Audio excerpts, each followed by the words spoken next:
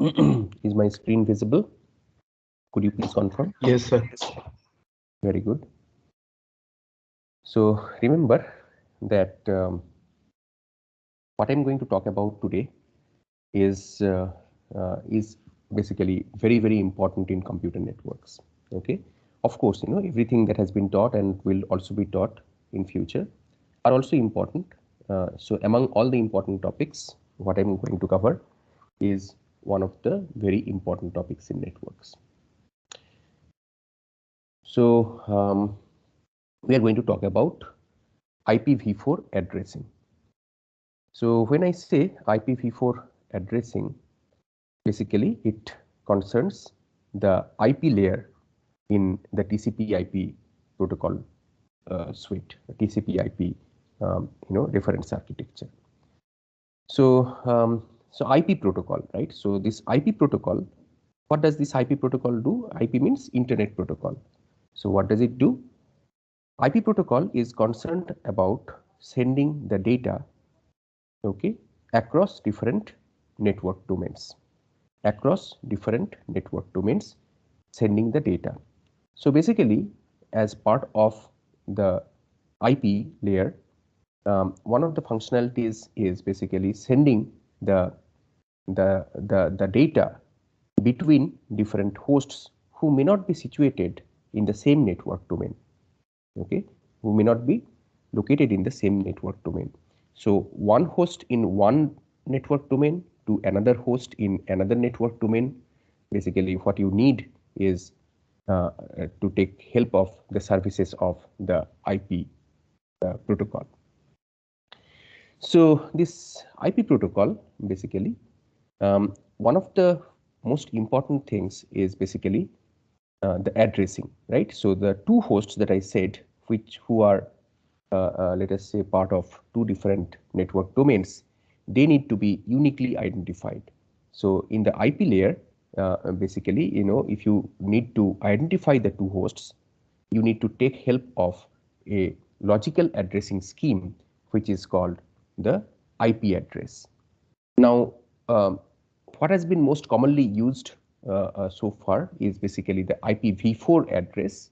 Now, there is also something, so that you know, there is also something called IPv6. Okay, so which we are not touching upon, but IPv4 has been most commonly used, and IPv6 is kind of a later version of IPv4. And there are many enhancements that has been done in terms of address space and capabilities, etc., with IPv6. So we will not talk about that, but we will restrict ourselves to IPv4 because that has been mostly the most common addressing mechanism. So when I say v4, it means version 4, right? Version 4. So most of you, you must have seen an IP address, right? So most of you must have seen an IP address. So this IP address is basically this address, this IPv4 address in most cases. Basically, what you have seen, the dotted notation, right? You must have seen something of this sort, like let us say 128.11.3.31, so that kind of address, right? So that dotted notation, decimal dotted notation, basically, so that's basically the IPv4 address, right? So IPv6 basically has a different addressing scheme, so which we are not going to cover over here, but let us focus on IPv4. So one part is addressing, right? So one part is addressing. The other part is about the successful delivery of the packets, right, containing the data between the hosts, right? So this IP datagram, basically, this IP datagram, it has variable length. Okay, so it has variable length packet, which has two parts. The first part is the header, and the second part is the payload. Okay, so payload means the actual data that you are going to send with the packet is going to be stored over here in the payload. Okay, so this is the technical term that is used in computer networks. It is called the payload. Okay, and the header is basically the one which has different fields. We'll talk about IPv4 header later on, but basically, it has different fields which help in doing number of things. For example, identifying the source node, the destination node, and so on and so forth. So many different other fields are also there. So for now, you just think of it this way, that it is it just has kind of the address, right? And this part basically has the actual data, right? So this header information, like what is inside the header, etc., we'll know later on. But for now, so just the two parts that are there in the IP datagram, the IP packets basically are the header and the payload. The header is 2260 bytes long. Okay. Okay. And the total length of the IP datagram is basically 20 to 65 535 bytes long. Okay. So that is the thing that I was telling you, that it is variable length. It's a variable length packet, right? It's a variable length packet. Now, so we are talking about the use of this kind of packet. So now the thing is that, as I was telling you, the two hosts that will be sharing data across networks, right? So they have to be identified, and as I told you, that one of the mechanisms is the IPv4 addressing mechanism. So IPv4 basically uses the dotted notation, right? So the decimal dotted notation, okay, and so it's a 32-bit address. It's a 32-bit address, and this 32-bit address basically, and I will show you how what is the space. So what is the space basically which corresponds to this 32-bit address. So what is the meaning of the space, right? So space means, like, how many addresses, total number of addresses that can be used by the protocol, right? So if we are talking about using 2 bits, right, to define an address, right, the address space is going to be how much? 2 to the power b, okay, because each bit can have 2 different values, 0 and 1, okay. Now this IPv4 basically uses 32-bit address, as I said. So how much is the address space? It is going to be 2 to the power 32, right? So 2 to the power 32, which basically is this number, okay. So over here basically, during the copy and paste basically, so this should be 2 to the power 32, okay, not 232. It should be 2 to the power 32, okay. So make the correction over here in the slide. So it should be 2 to the power 32, which basically, if you calculate, it will give you this number. So basically, you see what it implies is that more than 4 billion addresses, okay, can be had with the help of this 32-bit IPv4 addressing mechanism, okay. So that means that these many hosts can be identified and can be connected through this IPv4 mechanism. Now you see that in the initial years or slightly later also, this used to be fine, like so computers were not that common as it is common today, right? Now, but so that with the growth in the number of computers that are connected to the internet, this number is not sufficient, right? So that is the reason basically IPv6 came up with a better mechanism, etc., which we are not going to talk about. But what is important is how you are going to manage this limited address space, how you are going to manage this limited address space, because this is what we have been living with. So how people have been, how the engineers have been managing this particular address space. So okay, so this is what we will touch upon today. So let us talk about this IPv4 addressing mechanism. So this is what I was telling you, this decimal dotted notation. So 128.11.3.31, 240.10.20. something. Okay, so this kind of mechanism, basically this decimal dotted mechanism is used. Okay, so this is an IP address. Now what are these dots, right? So basically these 4 parts between these dots, right? So 128 or 11 or 3 or 31. So each basically each is an octet, So this octet means that it, if you convert it to its binary form, you can get the corresponding byte. So 128, the 8-bit, the byte representation is going to be this 1 followed by 7 zeros. 11, if you do, it is going to be this 3 and 31. So for each of these, basically we have the corresponding, the byte notation, right? So, sorry, the byte, the corresponding the bits basically which form the octet or the byte. Okay. So is this clear? Any questions so far? Because this is going to be required quite often so we'll go a little deep, and this sort of thing is going to be required more. Okay. So assuming no questions, let us go a little further. So here you see that so this IPv4 address, right? It's a 32-bit address, right? So 32-bit means 8 plus 8 plus 8 plus 8. 8 times 4 is 32. So we have 32 bits. Okay. So 8 bits plus 8 bits plus 8 bits plus 8 bits. So this is how you get the 32 bits. So this 32-bit address has two parts. Okay. First part is called the prefix, and the second part is called the suffix. So if this is 32 bits and the prefix is n bits, so the suffix is going to be how much? 32 minus n bits. Okay. So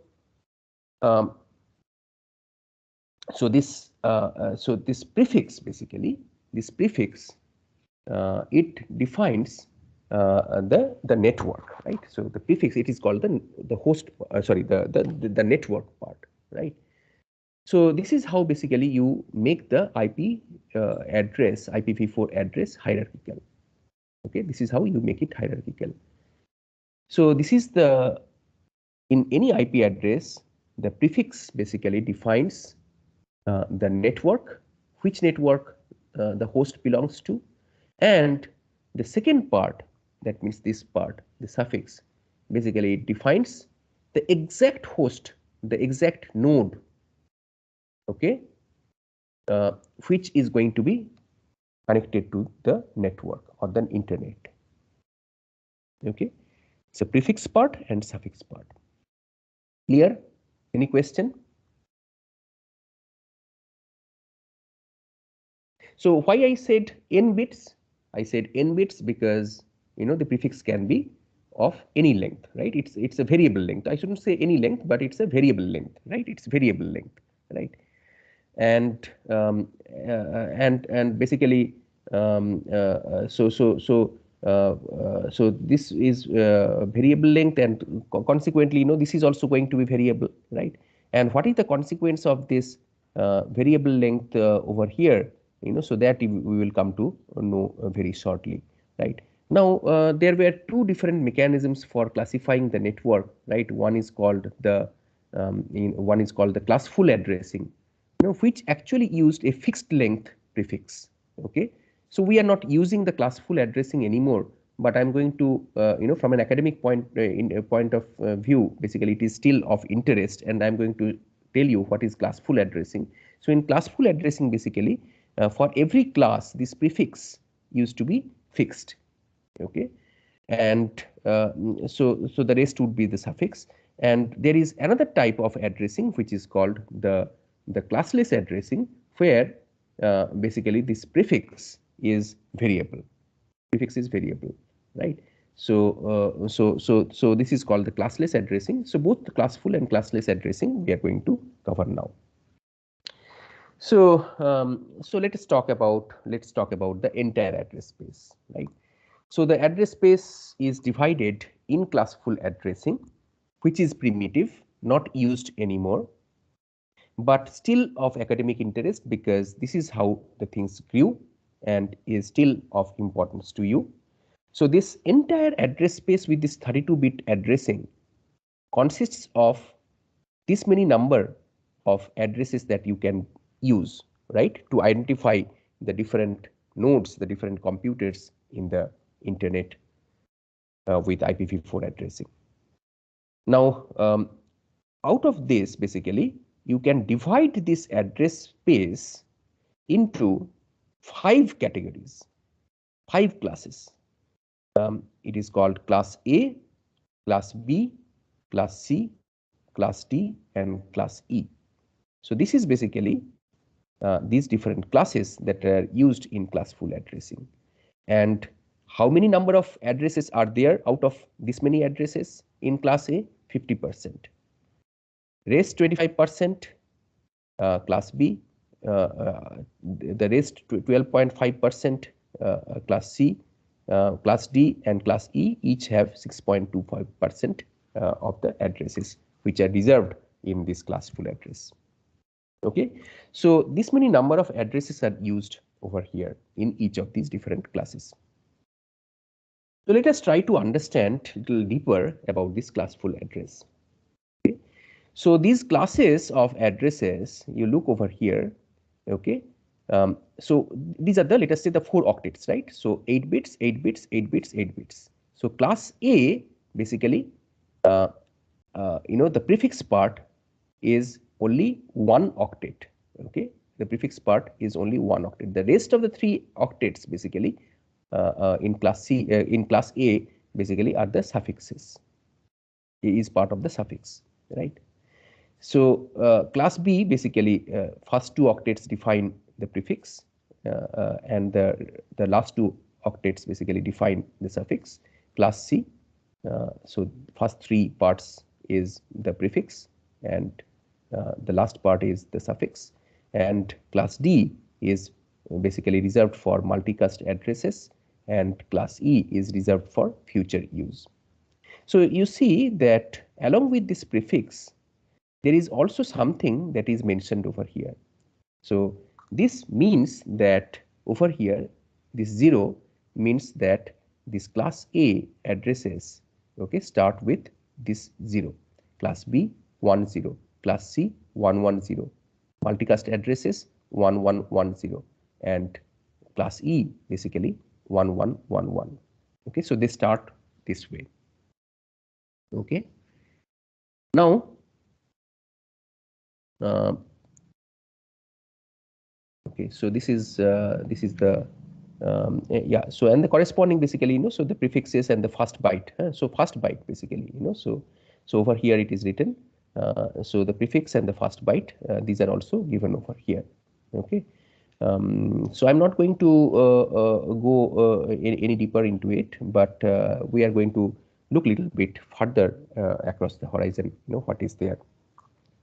So now these classes, basically, so so the classes and the blocks. So every IP address belonging to every class has the network part and the corresponding host part. So this network part, the bits corresponding to the network part, which I talked about earlier, this prefix part, basically, right? So this is what I told you, that this defines the network, right? This defines the prefix, defines the network. So this network part, okay, will result in each of these classes. Like class A, there are going 128 blocks, which means that 128 networks.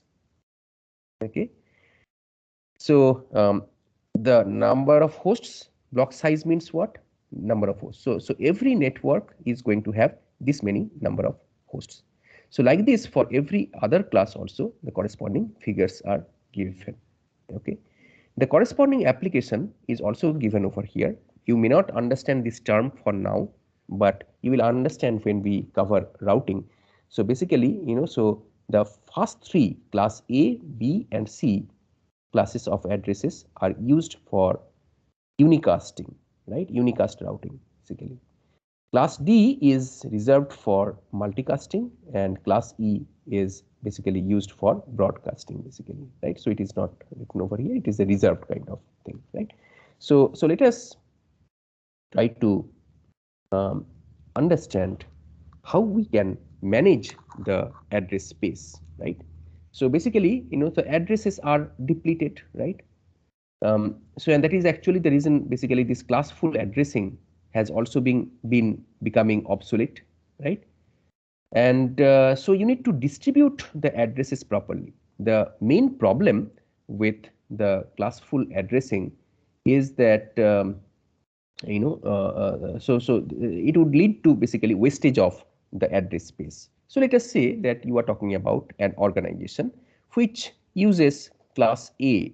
Okay, so let us say like actually these internet authorities, they distribute these different, so whenever an organization requests some IP address, okay, so some block of IP addresses to be used in their organization, they would have to apply and they would get some class of some of these one of these classes of IP address depending on their requirement, right?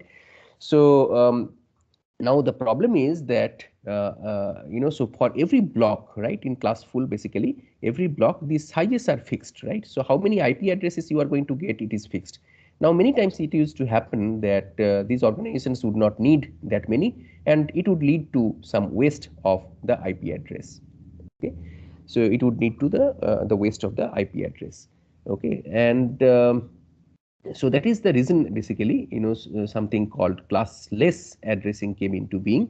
But there is also another thing that also helps in the proper management of the address space, which is called the subnetting, right? Subnetting, and there is also something called the supernetting, which is actually kind of conceptually different, the opposite of the subnetting. So subnetting we are going to cover, and I'm going to show you how to deal with the subnets and subnet masks, etc. So first let us try to understand the concept of another thing which is called the mask, right? So this thing we already had a look, like the IP address, it has two parts, the net ID and the host ID, right? The network identifier, the network part and the host part, right? Network part and the host part. Now, so this 32-bit number is made up of contiguous ones followed by contiguous zeros. The contiguous ones basically define the net ID, whereas the contiguous zeros basically it's going to define the host ID. So this basically this kind of mechanism is used in order to create this mask. So this mask basically helps. What is this mask? This kind of mask, I will tell you again little later. But this kind of mask basically helps in identifying. This kind of mask basically helps in identifying identifying basically helps in identifying to which network basically a particular address belongs to, right? So to which this thing it belongs to. So the masks will help us to find the network ID and also the host ID. Okay, so this is where basically these masks are important, and as I said, like so it has a contiguous set of ones followed by contiguous set of zeros. So so for example, the mask for a class A address has 8 ones, okay, which means that the first 8 bits of any address in class A is going to define the net ID. Okay.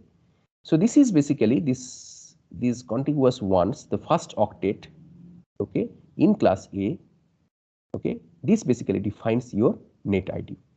The rest of the 24 bits, these 3 octets basically, the rest of the 24 bits are going to define the host ID.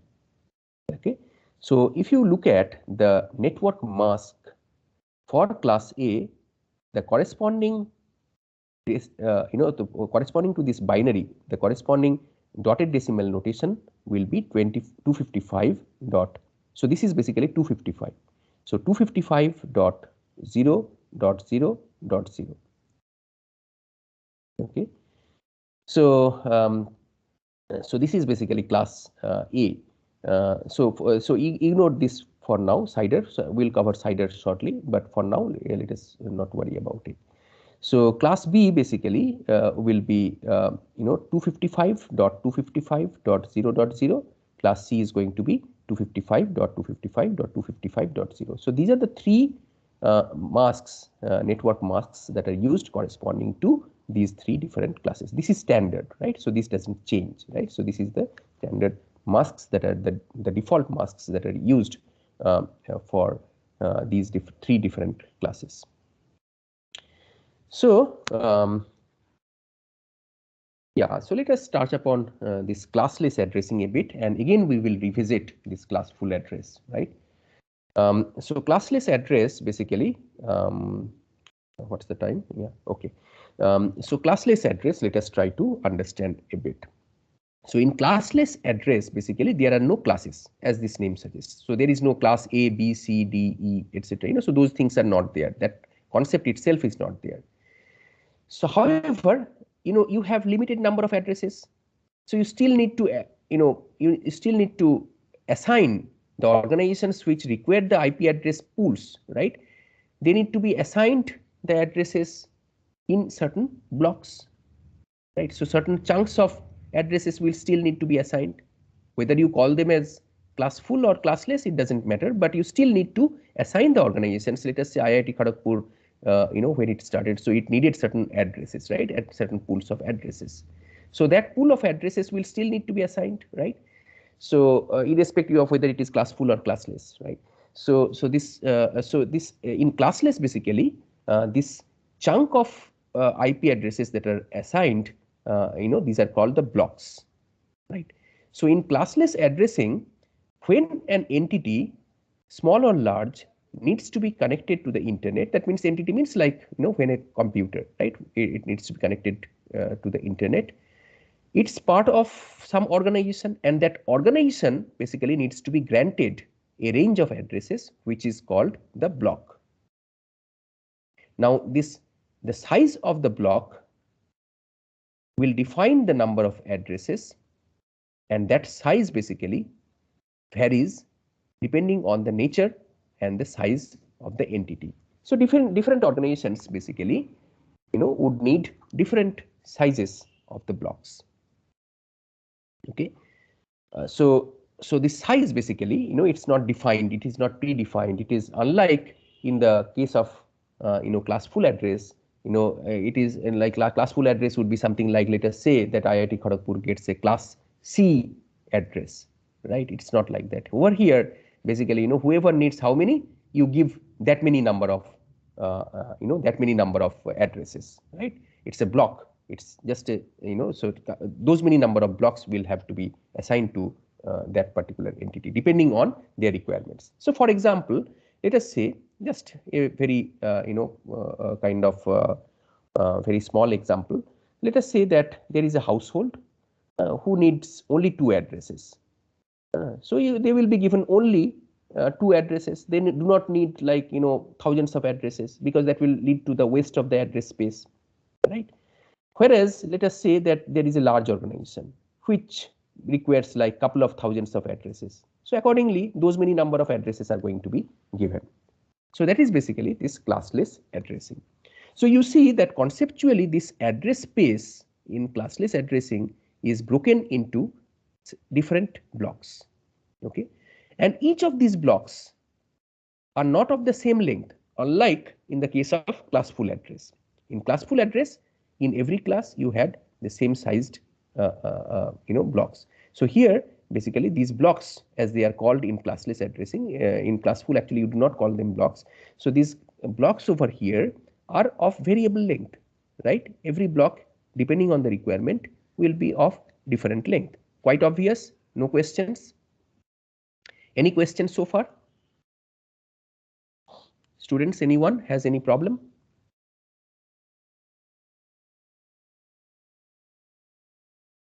Now, so how do you assign this block? Okay, so first of all, these addresses in a block must be contiguous, one after another. Okay, So you cannot like, one block from this pool, another block from another pool, etc. No, not like that. All these addresses that you keep assigning, they have to be contiguous. This is number one rule. Okay. Second rule is that the number of addresses in classless addressing, it is actually classless addressing is also called CIDR, right? CIDR is an acronym. So this CIDR basically in CIDR or classless addressing, the number of addresses. So the first rule is that the addresses in a block must be contiguous. That means one after another. The number of addresses in a block, how many addresses you are going to assign in a block? It must be a power of 2. Okay, and so 2 to the power 0, 2 to the power 1, 2 to the power 2, 2 to the power 3, and so on. So it must be in every block, the number of addresses that you are going to assign to that entity is going to be a power of 2. The first address must be evenly divisible by the number of addresses. This is another very important requirement. So the number of addresses that are part of that particular block, the first address of that particular block should be evenly divisible by the number of addresses that are there. Okay. So how do you, so that the next part which is very important to understand in CIDR or classless addressing is the representation. How do you represent an IP address in the classless addressing mechanism? So here basically, the 4 octets like before will basically define the IP address, right? So nothing changed over here. So 12.24.76.8 like before, right? So first byte dot second byte dot third byte dot fourth byte. So exactly like before, but over here in classless addressing, you have something extra. So what is that extra? You have a forward slash, then a number. Okay, so this forward slash, then a number. So this forward slash is clear, but what is this number? What is n? This n basically defines the prefix length. N defines the prefix length. So 12.24.76.8/8, this is how you write an IP address in the classless addressing mechanism, and /8 basically defines the first 8 bits, the prefix, okay, or 12 bits or 25 bits to identify which of these bits, first 8, first 12 or first 25, which of these bits is going to basically help in identifying the host, right? So we will try to understand this thing a little bit more detail shortly. So basically, you have the prefix part, the n bits. So this is this n. So if you take up any IP address, you have it segmented in classless addressing or CIDR into 2 parts. The first n bits, which is defined in this manner, which is written as /n. This n is basically this prefix part which is defined. And the rest is going to be how much? 32 minus n. So how many addresses are possible over here? 2 to the power 32 minus n, because you see, it is very important. This defines the network part, right? So you should never play around with the network part. So how many, so in a particular network, basically, how many addresses are possible? 2 to the power 32 minus n. Okay. So what will be the first address? The first address in this particular address space will be the prefix, followed by that many, the 32 minus n bits of prefix, that many number of zeros. So if you set all the suffix bits to zeros, what you get is the first address. You proceed like this, you keep on doing it, and if you set all the suffix bits to 1, what you get is the last address. So the first address and the last address of a particular network or a block can be obtained in this manner, and the rest of the combinations will go inside. Rest of the combinations of the bits will go inside. So rest of the addresses basically between the first address and the last address you can have. Any question? Okay. Again, in the interest of time, basically, I'm not able to, hold for too much of time. So there is a lot to cover still. Now, so the way you write a classless address is basically like this: 167.199.170.82 /27 is basically a classless address. So here actually we do not say like, whether it is class A or class B or class C. We do not say like this, right? So this is how this prefix part will be used for the masking mechanism, right? So which I will demonstrate to you shortly. The number of addresses in the network is going to be 2 to the power. So in this particular example, basically 2 to the power 32 minus n, that many suffix bits are there. So what is n over here? 27. So 2 to the power 5 equal to 32 addresses. Okay. Now this first address can be found by keeping the first 27 bits and changing the rest of the bits to zeros, and the last address can be found by keeping the first 27 bits. Because why we are keeping the first 27 bits? Because that defines the prefix. We are not going to touch the prefix part. We are going to only play around with the suffix part, right? So the last address can be found by keeping the first 27 bits as usual and then changing the rest of the bits to ones. Okay, so you see that for this particular address, okay, this example, this address, this is the dotted decimal notation, the different, sorry, not the dotted decimal notation, the bit notation. Basically, these different bits are shown over here. So 167 is going to be 101001111. Okay, 199 is going to be this much, this one. 170 is going to be this one. 82 is going to be this one. So this is all fine. Now, what is the first address? The first address, you see, the first address you can get by changing the last 5 bits to 0, right? So if you change the last 5 bits to 0, what you get is the first address. So this one. Now this part is 167, this part is 199, this part is 170 like before.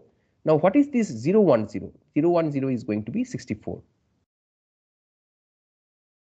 Okay, so 010, then this 5 zeros, this is going to be 64, right? So this is basically in dotted decimal, this is going to be the first address in this block, and the last address, basically instead of all the 5 zeros in the suffix, you change to all the 5 ones, and this will give you the last address. And what is the last address? .95 is going to be the last address.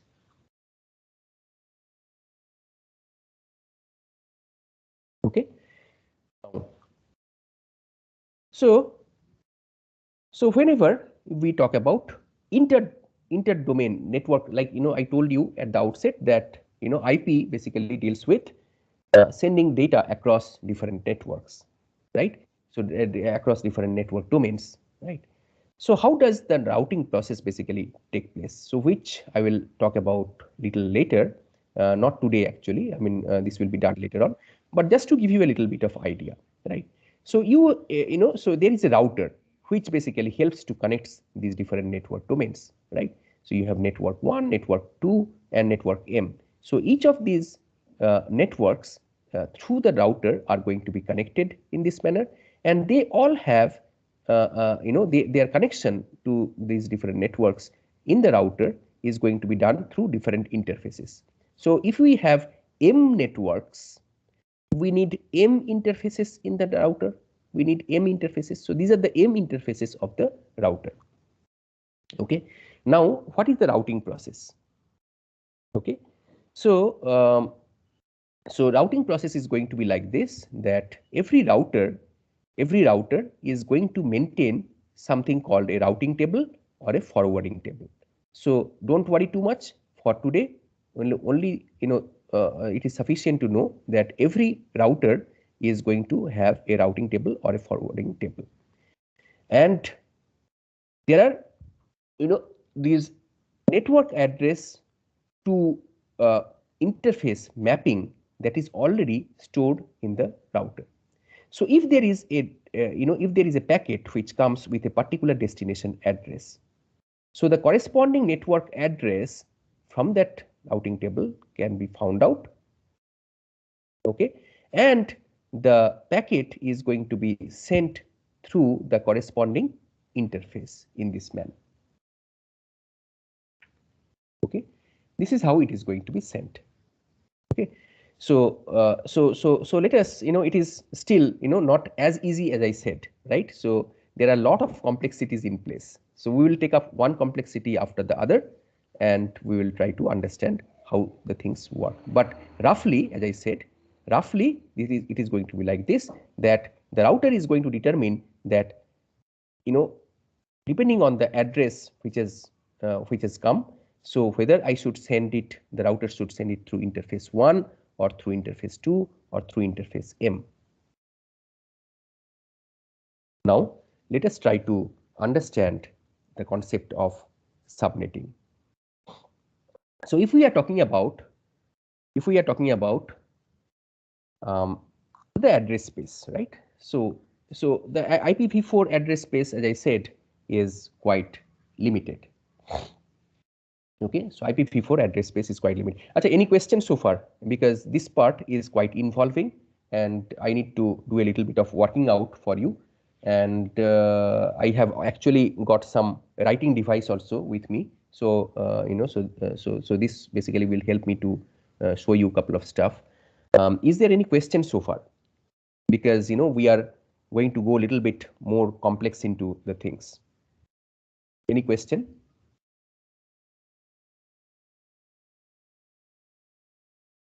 Okay, so let's try to understand this subnetting.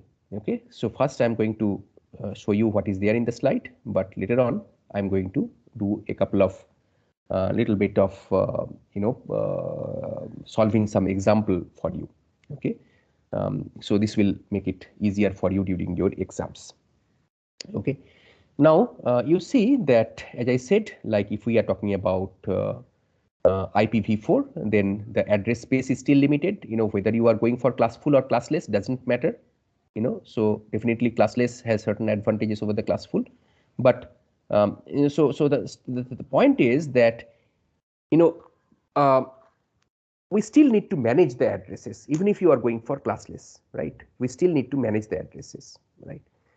So if you are talking about a bigger network, okay, like let us say the IIT Kharagpur network, okay, for proper management of the IP address block or the pool that is given, you need to break that pool of addresses into smaller pools.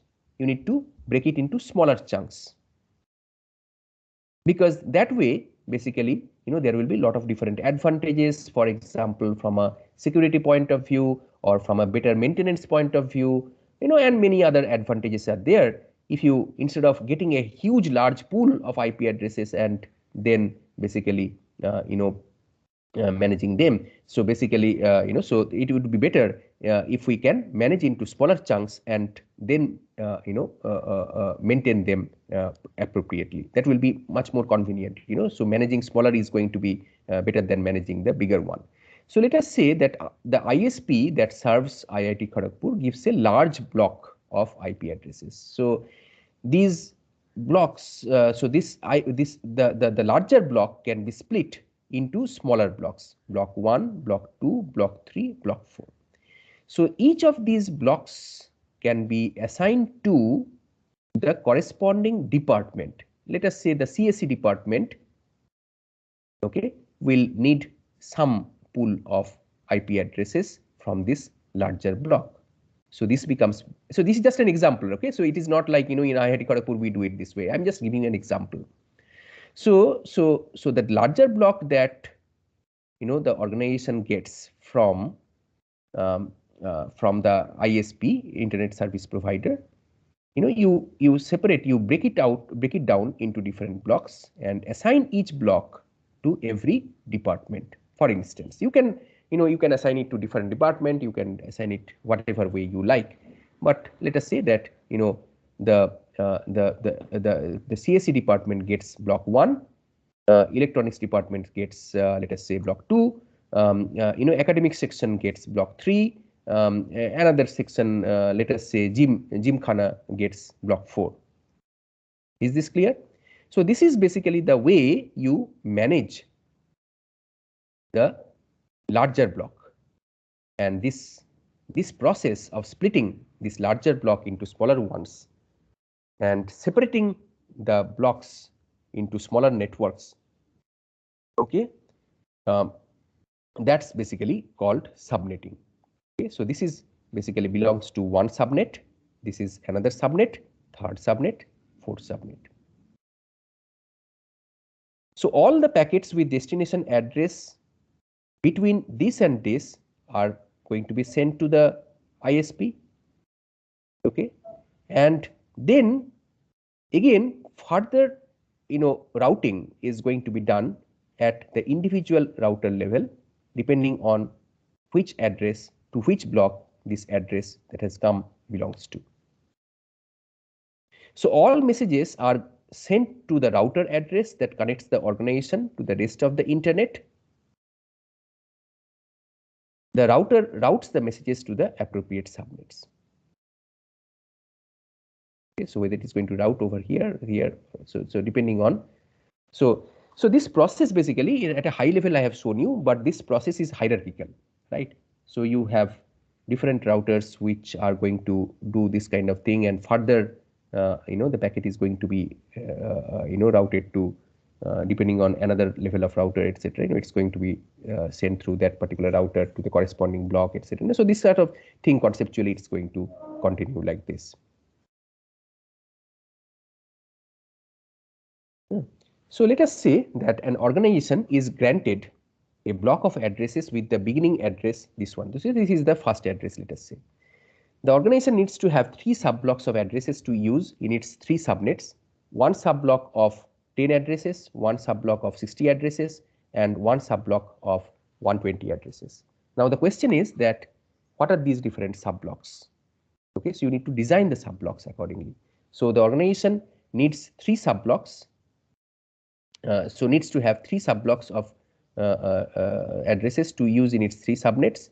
The first sub-block is 10 address, second sub-block is 60 address, and the third sub-block is 120 address. So the question is that this is the beginning address, right? So can you design the sub-blocks? So designing sub-block means like from so that the first sub-block is going to have at least 10 addresses, right? So which IP address to which IP address? So can you write those 10 addresses and the corresponding IP address, and then 60 addresses, which will be the first address in that sub-block, and which will be the last address of the sub-block, right? And similarly for this 120 address sub-block. So can you think like who can tell me quickly? This is very simple, straightforward.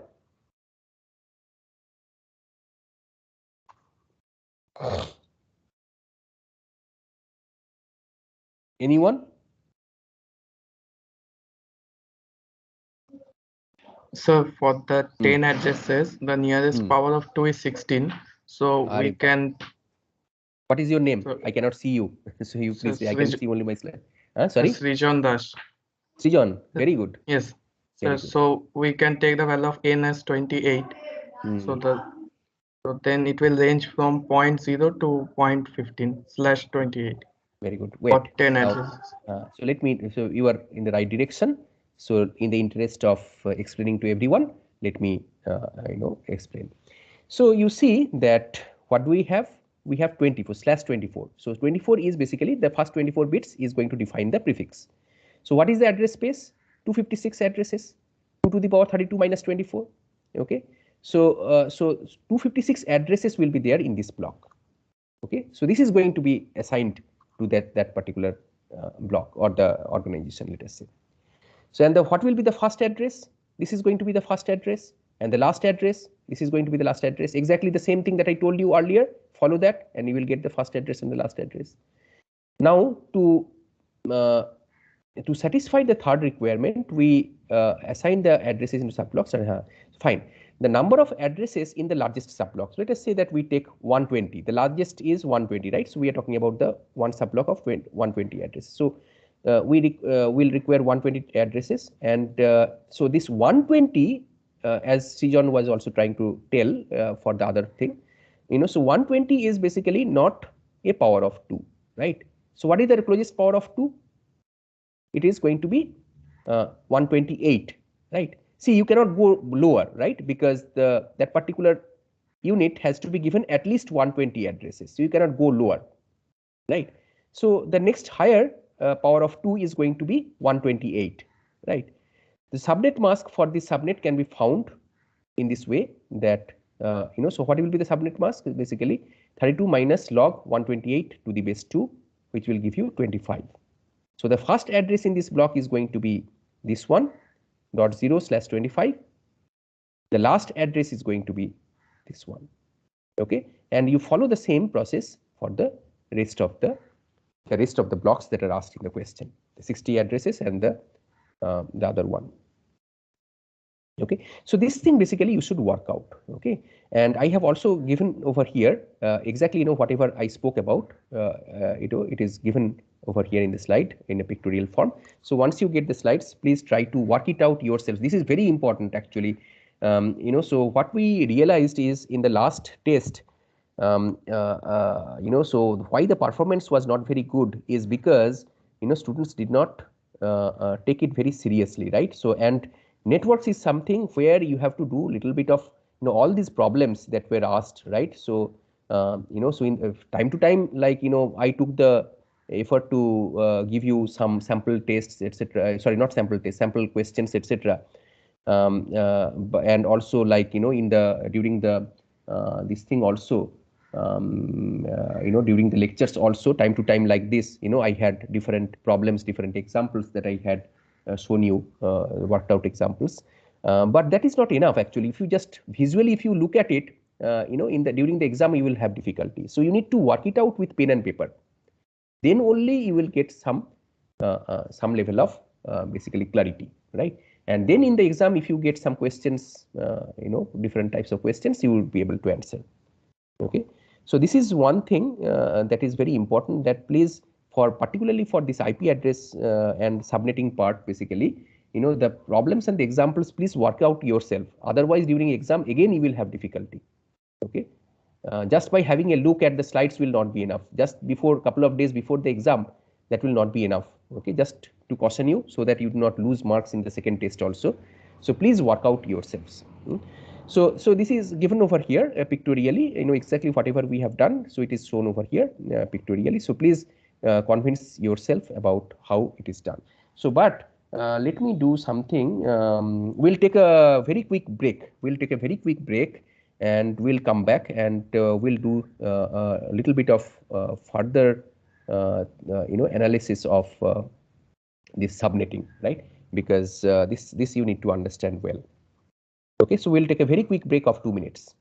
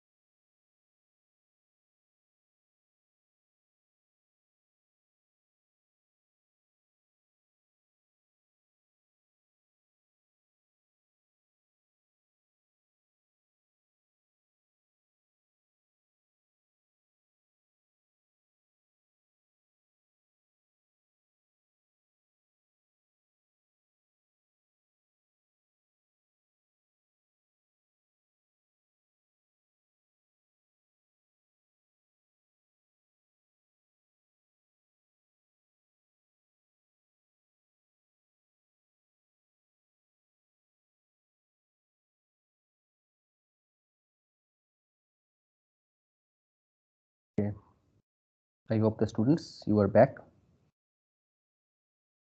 Can you see my screen? Okay. Students, can you please confirm whether my screen is visible? Yes, sir. Okay. So you can see the OneNote screen, right? Yes, sir. Very good. So, this is something that actually normally in a physical class, I do it in the board, right? And so I just procured one kind of dummy tablet kind of thing, which I'm going to use the first time. So excuse me if at certain time, so it doesn't work the way I would like it to work. But actually, these are the things that I would normally do it in the classroom, in the physical board I would do. Right, so let me just quickly have a test. So let me see if I can write appropriately. Yeah, okay, this is fine. So we are going to talk about subnetting. So because it's a dummy tablet, basically my writing will also not be very good all the time, but it's okay. So in subnetting, we are talking about what? We are talking about basically dividing the big, oh my god, it doesn't, let me see.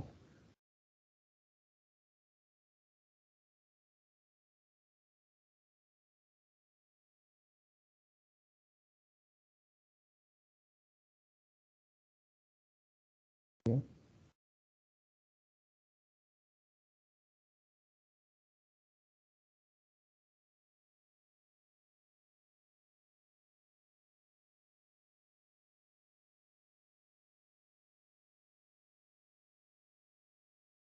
So we are talking about, बहुत sensitive है, dividing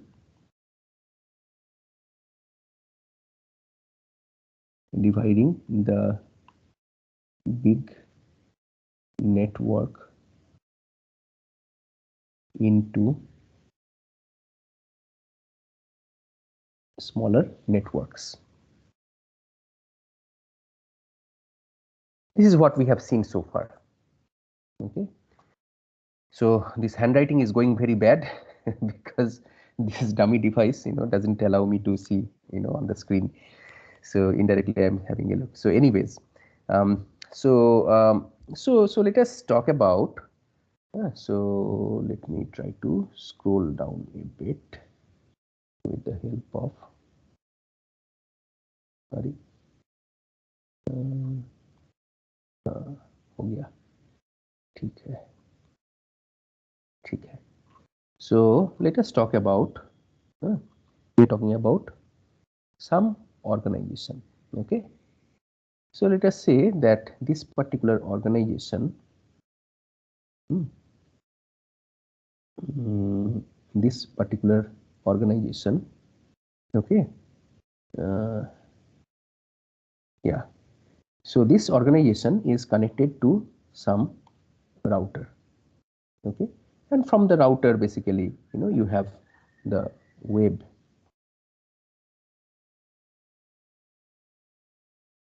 You have the web that is connected. Oops, web that is connected. Now, so let us say here, let us say that we are talking about. So we will first talk about only the class C address, right? So we'll talk about only the class C address. So in class C, let us say that so let us say that you have an organization which gets the class C address, and it is 200.10.20.0. This is an example that I have taken from somewhere. So let us say that we have oops, this 0 also. Yeah. So let us say अरे ये तो manage करने के लिए tough हो रहा है. Anyways,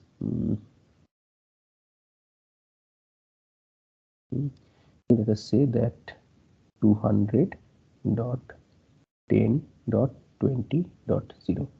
So this belongs to basically, if you look, it is a class C address. Okay. Now, so you see that we need to do subnetting. Why do we need to do subnetting? Because so as I said before, like it will be easier to manage the address space, and that has several advantages in terms of maintenance of the address, maintenance of the network. So basically, you are subnetting means you are breaking down the big network into smaller networks. So it will be easier to maintain the network. It will be easier to manage the address space. It will be more secured and so on. So like this, actually, there are several different advantages. Now, let us say that for this particular address, what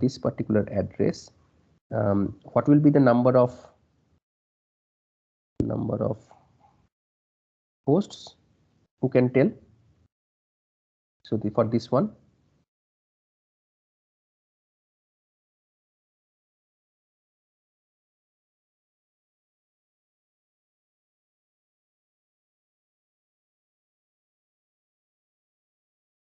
so what will be the what will be the starting address? What will be the starting address? So basically the starting address, so basically this range of hosts that you are going to get will be from 0 to 255, 0 to 255, 0 to 255. Out of this, basically this 0, it acts as the starting address, and 255 and this 255, basically it's going to be what? Broadcast address, right? I told you before. So how many usable addresses are there? So usable address are going to be how many? So between 0, so you have to leave out 0 because it's the starting address, and that starting address basically defines the network. So you have to leave out that 0 and also the broadcast address, the 255. So what you get is basically 254, right? So 0 to 255 is 256. 256 minus 2 will give you 254. Okay. Now, so 254 usable addresses are going to be there. I do not know actually why I'm not able to scroll down even further. Yeah. So because I need some bigger space. Yeah. This technology is coming on the way. Anyways, so let us start. Let us try to work with this only, or a little bit here. So what do we have? We have 200.10.20, right? This is what we have, and we need to know what is our starting address and what is our last address, and how many usable addresses. So 200.10.20, okay, 200.10.20 dot, then let us create this 1 2 3 4 5 6 7 8. Okay. So here again writing will be difficult. So here, I think here. Yeah. So let us fix the MSB. Okay. So this is dot over here. Let us fix the MSB. So if we fix the MSB, how many more bits will be remaining now? There will be 7 bits remaining. over here. Okay, so these 7 bits you can have all zeros, you start with all zeros, then so 0 1 1 0 like that, all kinds of combinations you will have, and finally you will get to a point where it is going to be dot dot 0, then 1 2 3 4 5 6 7. So there will be 7 ones. Okay, so the range of addresses over here, if the question is asking you what will be the range of addresses, basically it's going to be, if you work this out, it is going to be how much? 200.10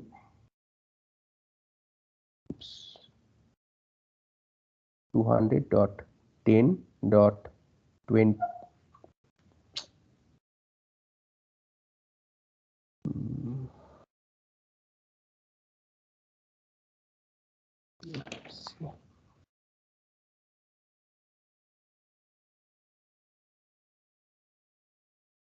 ये कहाँ से आ गया? So it is going to be,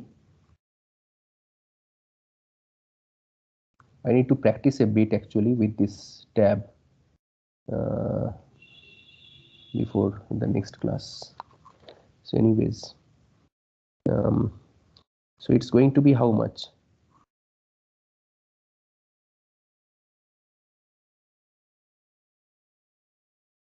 It's going to be 200.10.20.02. It will be 200.10.20.127. If you work this out, you will get like, so all zeros will be dot 0, and then this is going to be 127. So you see that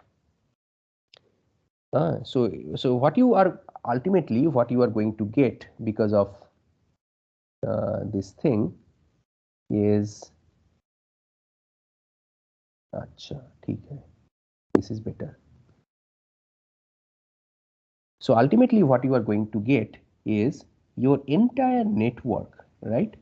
This entire network has been split into, has been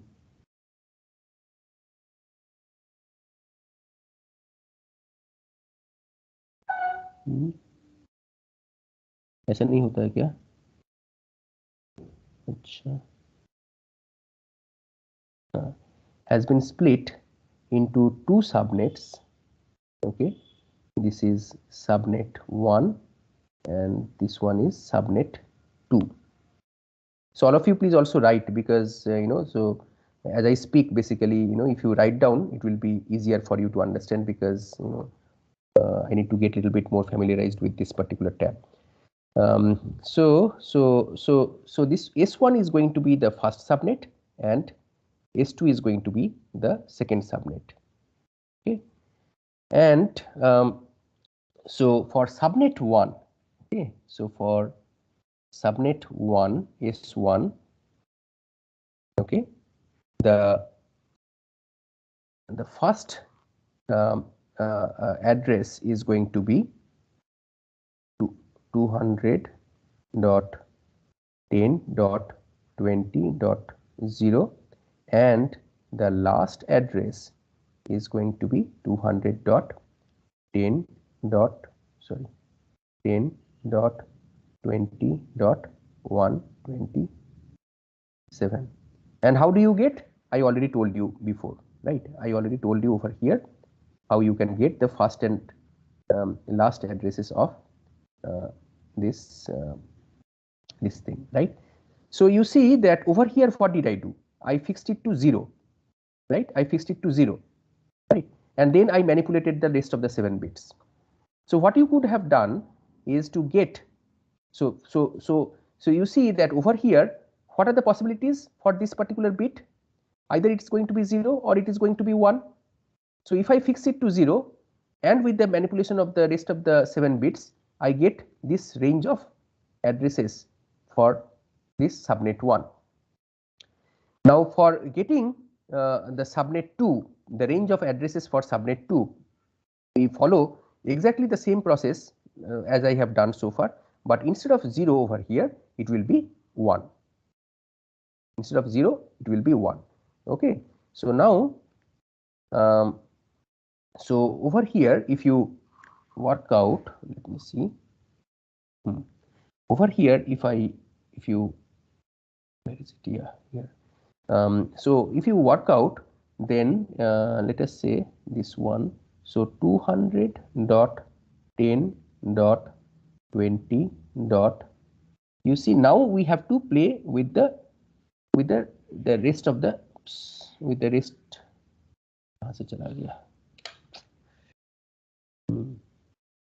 We have to play with the rest of the bits. Okay, we have to play with the rest of the bits. How many bits are there? 8 bits are there. So let us write down over here 1, 2, 3, 4, 5, 6, 7, and 8. Now this first one, earlier it was for the first subnet S1, it was fixed to 0. Now for this one, I am going to fix it to 1. And now again I am going to play around with all these bits over here. Okay, for the second subnet. So what will be the first address in the second subnet? So it will start from you see that dot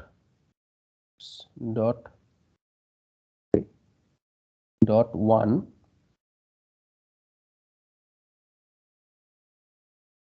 It will start from dot 1, and after that 0, 0, 0, 0, 0, 4, 5, 6, 7.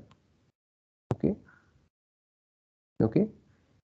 So it will go like this. So this one will become 1. Then again the next address is going to be 1, 0. You continue the process further until you get all ones. 1, 2, 3, 4, 5, 6, 7, and already you had the beginning 1, right? So how many? So 8 ones, right? So this is going to be how much? If you do the binary arithmetic, you would be able to see that these values, the first one in this way. So so this one and this one, these are going to be the first and the last IP addresses. So this is going to be 200. Write down. So 200.10.20.128. Okay. 2. So this will be the first address in the second subnet. Okay, this is the first address in the second subnet. And what will be the last address? The last address is going to be 200.10.20. So like before, right? So we already have, right? So it belongs to, it's a class C address. So we have the first 3 octets the same. We are only manipulating the last octet. So this is going to be how much? 200.10.20.255. So these all ones are going to be, if you do the math, basically you will get 255. Okay. So this is what. So basically, so sometimes, you might be asked a question like, so what is the range of IP addresses, right? What is the range of IP addresses for each of these subnets, right? So if you, let us say that you are given a class C address, and you are said that, you have to split it into two subnets, right? So exactly, so whatever I did just now, you will have to do it. So first 3 octets will remain the same. Okay, so because it's a class C address, why we are dealing with the class C address is because it is easier to manipulate, because the host part is shorter, right? But you could do exactly the same thing, whatever I did just now, you could do exactly for the class B as well as class A address also, the same thing, so it doesn't matter. So so the first question that may be asked is like, what is the range of IP addresses, if you divide a particular network into, let us say, 2 subnets. So if we are talking about 2 subnets, basically that last octet, the first bit, what you do is, 0 and 1. right? So you fix to 0 first and play around with the rest of the 7 bits, right? And then for the second, so that will be the first address of the first subnet, and the last address is going to be that finally, so dot 0, and rest of the 7 bits are going to be all ones, so which is going to be 127, and that will be the last address of the first subnet. And similarly, the same procedure you can do for the second subnet also, right? So where basically, what you are going to do is dot dot 128, right? So basically, so dot 1 and rest of the zeros, 7 zeros will give you 128, and like that you continue, and the last one is going to be 255, right? Because it's all ones, right? So dot 1 and rest of the 7 ones is going to give you 255. Okay, so if you convert it into decimal. Okay, so this is a kind of question which can be asked at any time. Second type of question that can be asked is that what is the subnet ID? Okay, so you have split into two subnets, and you are asked like what is the subnet ID of each of these subnets, right? So the subnet ID is going to be the first address, okay, of that particular subnet. So the first address is going to be the so for subnet 1 S1 in our example, the subnet address is going to be what? The subnet address is going to be here. This is the one, right? So this was the first address. So the subnet address is going to be, so S1, if the question is that what is the subnet address of the first subnet? So the answer would be 200.10.20.0. Okay. So then if the question is that what is the broadcast address of this subnet, it is going to be dot 127 of this subnet. Okay. Same thing you can do for the subnet S2 also. Okay. And if the question is a little bit far, like, if it says that for this subnet S1, so what are the, how many hosts are there? Let us see. How many hosts are there? Who can tell? How many hosts over here? How many hosts?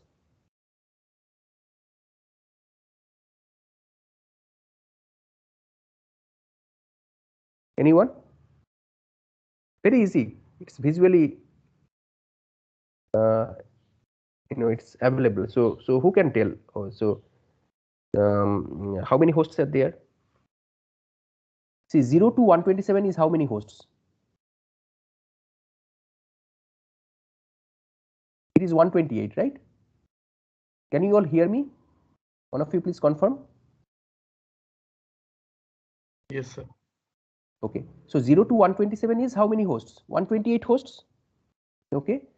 Now, if you are being asked like how many hosts are there in this particular subnet, then you have to write like, so 128 hosts. However, if you are asked the question like how many usable hosts are there, so these two are basically reserved, right?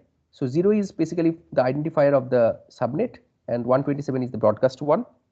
Okay. So how many usable ones are there? 128. How many usable ones? 128 minus 2, which is 126. Okay. So that many usable hosts. Okay. So basically, if you have, okay,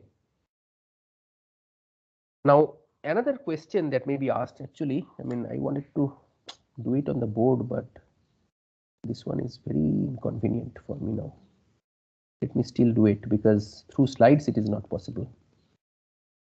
So let me try to go a little further. Let us say that the question is that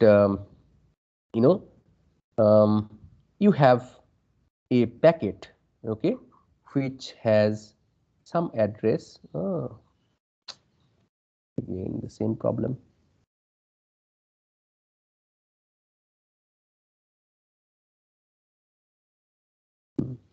Let us say that you have a packet that comes in with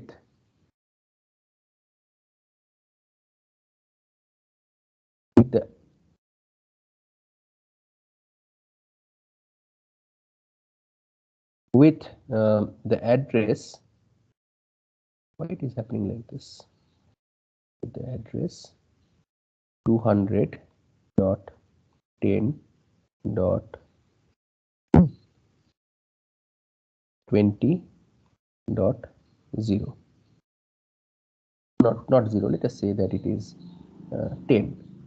Let us say that 200.10.20.10. So you get an incoming packet at your router with this particular address. So what will the router do? How will it know that to which network it belongs? So what it will do is that, so here, so it will use the default mask. Okay, what is the default mask for class C? The default mask is, remember, the default mask is 255.255.255.0, right? So that is the class C default mask. So if you do the AND operation on the bits, okay, do it yourself at home. Okay, if you do the AND operation on the bits, right, anything with 255 will give you the same value, right? If you do the 255 because you are doing the logical AND, right? So logical AND, if you do this 200, the corresponding binary notation, and 255 is all ones. So if you do the AND, it is going to give you 200. In the same problem.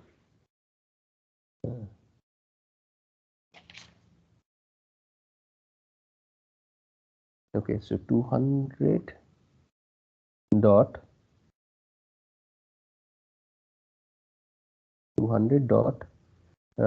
this will be how much? 10. 200.10.20, okay, dot 0. Okay, if you do this logical AND, you will get this. Okay, so 0, or if you are doing it with 10, no, it still will be, it's going to be 0, right? So yeah, so that means that so by doing this, the router knows that it has to send this packet to this particular through this particular interface, right? And the corresponding interface table also I had shown you earlier. Okay, now the router is going to send it to the, so it's going to send it to the to the internal network, and the internal network, it has to do something, right? So this internal network, so this internal network, okay, it gets this particular packet, and already, if you recall that we have already divided into S1 and S2, and we know the range of addresses for S1 and the range of addresses for S2, right? So this one also, this guy, this network will need another device acting as an internal router, okay, something like this, who has to have a subnet mask, subnet mask, okay, which will help to route the packet further, whether it will go to S1 or whether it is going to go to S2. Okay, so let us say that so how do you do it, right? So here also same thing, so first of all, so you will have to do this kind of logical AND, right? So you will do the logical AND with the subnet mask, there has to be a subnet mask, right? So this subnet, the router corresponding to this router, there has to be a subnet mask. So this subnet mask and this address that has come, you do a logical AND, okay, you do a logical AND on the bits, on the corresponding bits, right? So let us say that your subnet mask is 255 dot 255 dot 255 dot 128. Okay, so you need to do a logical AND with the received IP address, which is like 200.10.20 dot whatever 10 or 15 or whatever. Let us say that it is 15. So if you do this logical AND operation, then you will get you will get the values. Now what sort of values you are going to, so where you are going to, so you need the range of so where, which IP address you are going to, sorry, which subnet you are going to send, right? So so if it belongs, so if so what you will have to do, you will have to manipulate with that 128 and that 15 part, right? You will have to do the manipulation. So this manipulation if you do, yeah, the manipulation if you do, it's very difficult to write, but I hope that you will bear with me. And what you will do is you just take a note and you will try it out yourselves at your home. So you will find that that 128 will be how much?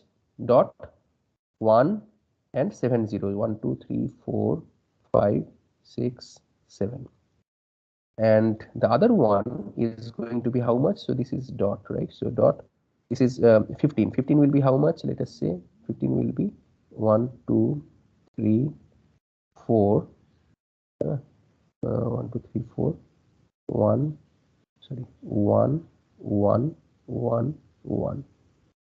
So you now do this logical AND, you will get 1 2 3 4 5 6 7 and 8.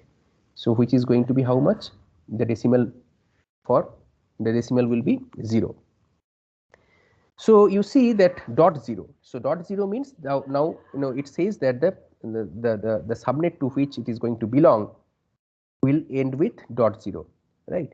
So dot 0 means we have already seen that the subnet ID S1 has the subnet ID which is basically 200.10.20.0, right? So that is the ID of the subnet. Now so if it comes out to be 0, that means that you also get it. So you know that it will belong to S1. You know that it will belong to S1. Okay. So so that's what I wanted to cover in this part. But so what to do? So basically, yeah. Let me also try to do something more. Time is short, but let me. I will have to do a little bit more practice. Actually, I was thinking that it is convenient, but what I find is if I have to use this tab, then I have to practice a little bit more with writing on this tab. Okay, so let us now go to this. So far we were talking about classful, right? So now let us talk about how you do the things in classless addressing. How you do the things in classless addressing.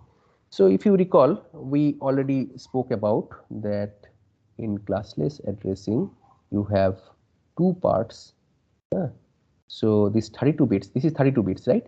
So this 32 bits is split into the block ID, and this is the block ID, this is the block ID, and this is basically the host ID, right? So so basically you get the notations in this manner, that let us say 200.10.20.40/28.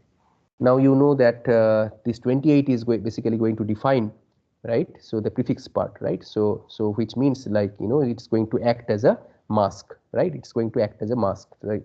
So means what? So so in every block basically how many bits are going to represent the block, right? So how many bits are going to represent? So /28 means these 28 bits are going to represent the block part, right? So so if if 28 bits are representing the block, how many bits are there representing the host? It's going to be 28. So 32 minus 28, which is going to be 4. So 4 bits are going to represent the host. So how many hosts are going to be there? How many hosts are going to be there? The number of hosts is going to be 2 to the power of 4, which is equal to 16, right? So that many number of hosts with this this IP address, right? So you see that 16 hosts. Okay. Now you may be asked, actually, I mean, so the subnetting example that I had shown you, so similar kind of subnetting example can be asked to you with with the help of this classless address. Basically, you may be given classless address and you are asked to do the same kind of manipulation. So in which case, basically, you follow exactly whatever I told you with this kind of concept. So basically, so what you are going to get is let us say this particular address, right? So this particular address, which was 200 dot which was, right, so we had 200 dot 200.10, so it was 200.10.20.40 slash 28, right? So slash 28. So here basically 28 bits are going to define the block, right? So how you are going to do? So corresponding to this, you need to get the subnet mask. So the subnet mask for this particular network is going to be what? 255 dot 255 dot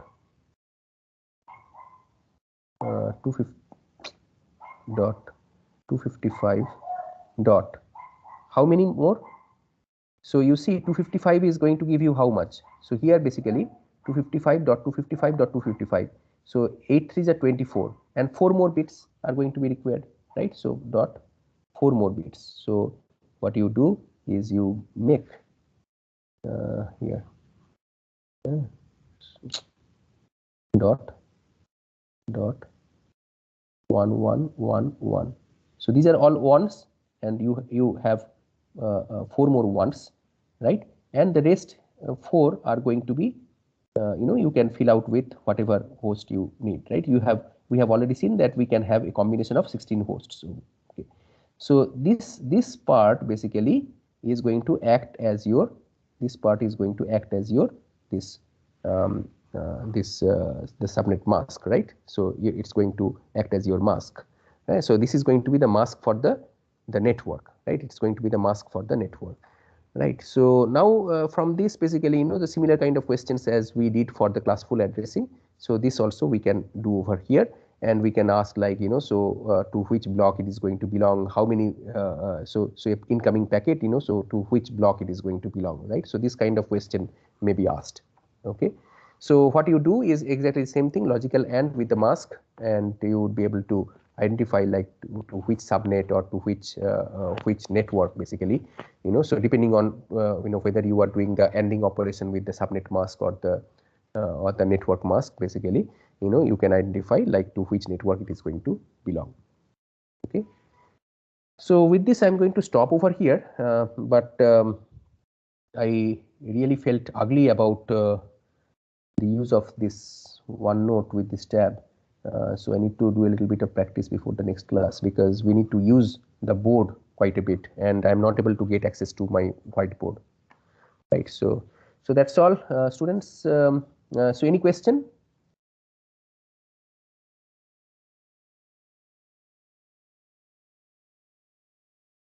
Excuse me, sir.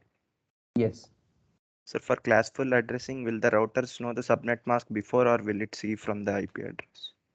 No. So it has to know. No? So see, for classful, let us say class C, right? So the class C, basically, you need to have the subnet mask, which will be like, in this example that I had shown you, that 255.255.255 dot. So that the rest of the part basically will define the subnet mask, right? So this is where basically the first 3 octets will remain the same, but that subnet mask has to be given. So then only you can do the ANDing operation, and you can find out whether it belongs to a particular network or not. Actually, you can also, like, so what you can do is, so you can play around and you can also find out, like, how to find out the subnet mask also. So but we have not got too much into detail of this, but given the subnet